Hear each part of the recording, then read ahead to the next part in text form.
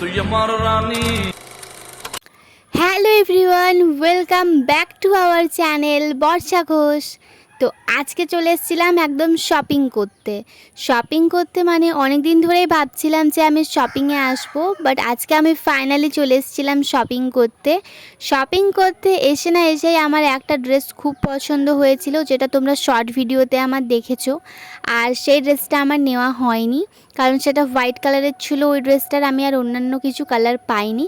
Shopping করতে এসে এমন এমন জিনিস আমার চোখে পড়ছিল, যেগুলো সমস্ত কিছুই কাজে লাগবে আমার বিয়ের পরে।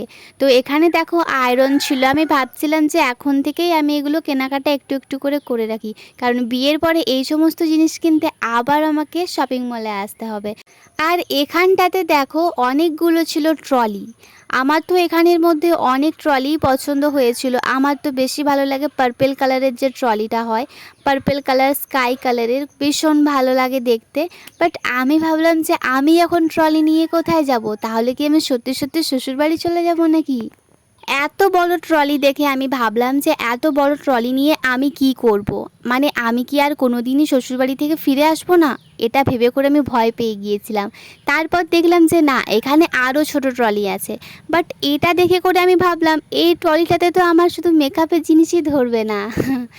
আসলে কি বলো তো, শপিং করতে আসলে কিন্তু সব কিছু পছন্দ হয়ে যায়, যা দেখা যায় সেটাই কিন্তু পছন্দ হয়ে যায়। বাট সব কিছু নেওয়া তো আর সম্ভব নয়। বাট এখানে কিছু ডিনার সেট দেখলাম, যেটাও আমার খুব ভালো লেগেছে। অনেক দিন পর যখন শপিং করতে আসি তখন কিন্তু অনেক কিছুই পছন্দ হয়ে যায়। আচ্ছা, তোমরা আমার এই ভিডিওটা যদি ইউটিউব থেকে দেখে থাকো তাহলে অবশ্যই আমার চ্যানেলটাকে একটা সাবস্ক্রাইব করে দিও, আর ভিডিওটা ভালো লাগলে লাইক করে দিও।